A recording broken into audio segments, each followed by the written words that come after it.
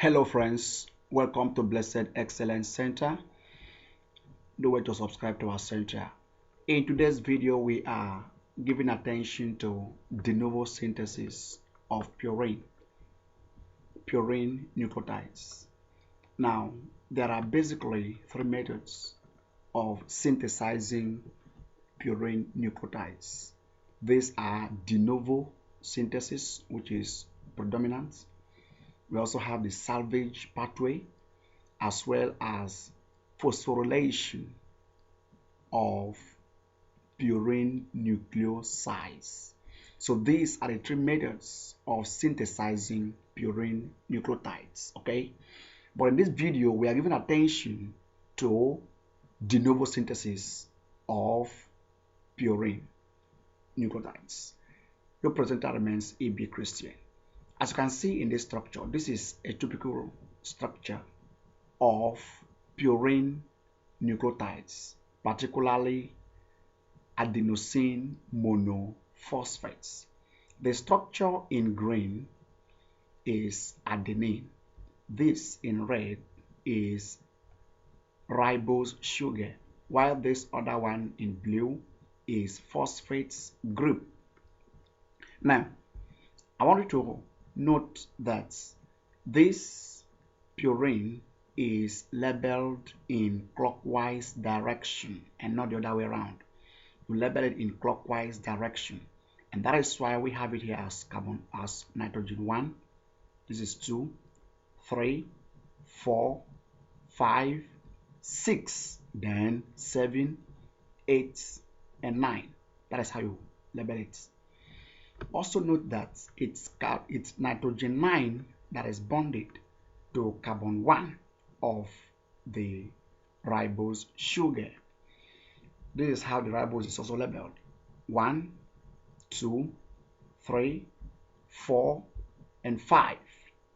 Then you have the phosphate group. It's simple. I want you to understand that this structure is simple when you give it attention.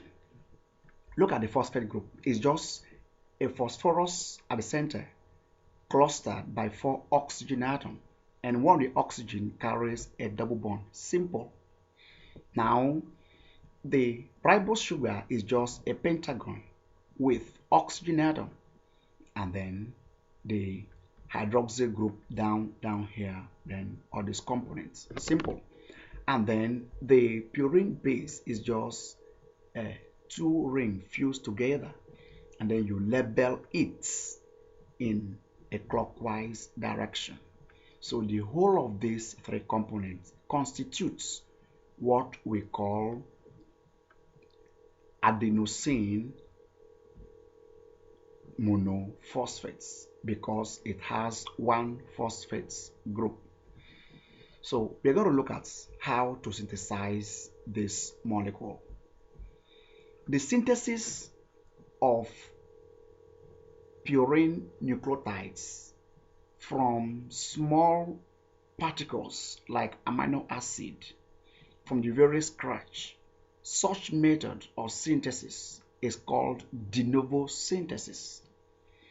When you synthesize a purine nucleotide from a starting material, from amino acids as precursors, such method of synthesis is called de novo synthesis, and it is the predominant method of synthesizing purine nucleotides. Okay, good.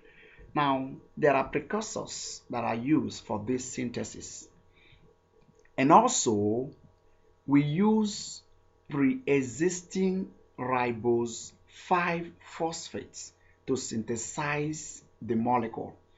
Now, when you see a phosphate group attached to ribose, we call this ribose 5-phosphates, because the phosphate group is attached to carbon 5 of the ribose sugar.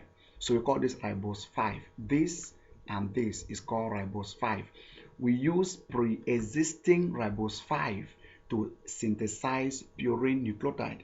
You know, the pre-existing ribose 5-phosphate is obtained from hexose monophosphate shunts. Okay, Good. So what we're going to give attention to in this lecture is how to synthesize this molecule, how all these atoms are added, this nitrogen, this carbon, how all these components, how they are added to constitute this molecule, because this one is already formed. What we're giving attention to is how these other ones are formed. I also want you guys to understand that in the synthesis of purine nucleotide, it is inosine monophosphate that is synthesized first before adenosine monophosphate. So let's see how to synthesize them.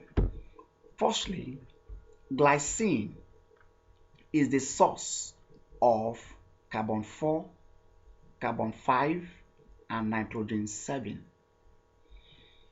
Aspartate, remember glycine is an amino acid, okay? Good. Aspartate is the source of nitrogen 1. Glutamine is the source of nitrogen 3 and nitrogen 9. Tetrahydrofolate is the source of carbon 2 and carbon 8. Carbon dioxide is the source of carbon 6. Look at the way this diagram helps us to explain better. This diagram you're seeing here, the whole of this structure here is called purine base. And as I've said earlier on, that it is labeled in a clockwise direction. You have 1, 2, 3, 4, 5, 6. This is 7, 8, and 9. So each of these atoms comes from somewhere. So the method of synthesizing a nucleotide by using atoms from different sources, from different amino acids, is what we refer to as de novo synthesis of purine. Okay, good. So you can see that this N1 is obtained from aspartate. This is formula for aspartate, and aspartate is an amino acid. This carbon 2 is obtained from tetrahydrofolates, formyl tetrahydrofolates. Then N3 and N9, they are both obtained from glutamine. This is the formula for glutamine. This formula for glutamine is also an amino acid.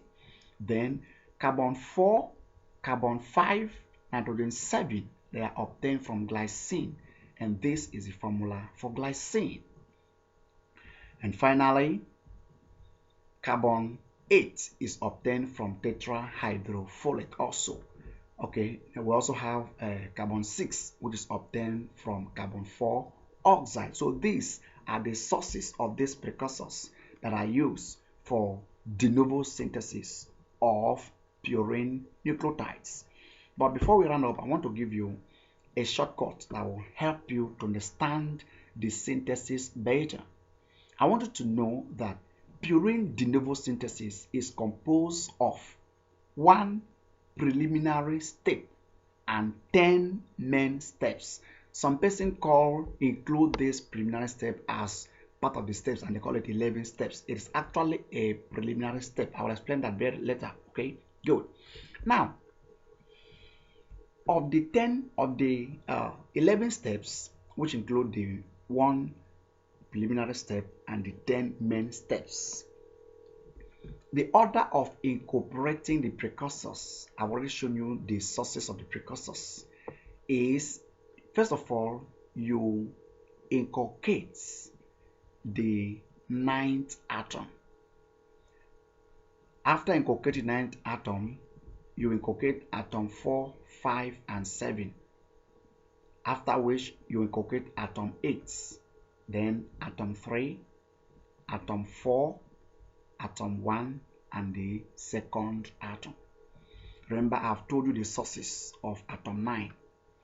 That atom 9 being nitrogen. This nitrogen is gotten from glutamine. So it means then that from this shortcut, that the first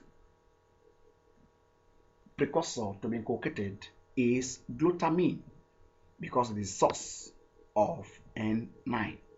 Then the second precursor to be inculcated will be glycine, because glycine supplies carbon 4, carbon 5, and nitrogen 7. Then the next precursor to be incorporated is tetrahydrofolate because that supplies the carbon 8. After which N3 is obtained from glutamine, so you incorporate glutamine there. And then in the next step, carbon 6 is obtained from carbon 4 oxide. So that means you now add carbon 4 oxide. And then the first nitrogen, that is N1, look at it, N1 here. This N1 is obtained from aspartate. So at that step, you incorporate aspartate. You incorporate aspartate here. Then finally, the carbon 2 is obtained from tetrahydrofolates. Tetrahydrofolate will be incorporated. These are the steps that are involved and how you incorporate them. Then finally you note that the preliminary step 3, 4, 5, 6, and 8 requires ATP. And since they require ATP, they are driven by synthetase. The enzyme that drives them are called synthetase. So that is the introduction with respect to de novo synthesis of purine. In our next class, I shall be considering some terminologies that you guys are going to find useful to understand the concept better. Thanks for watching. Do it to subscribe if you've not subscribed. Like the video, click the bell, also drop your comment.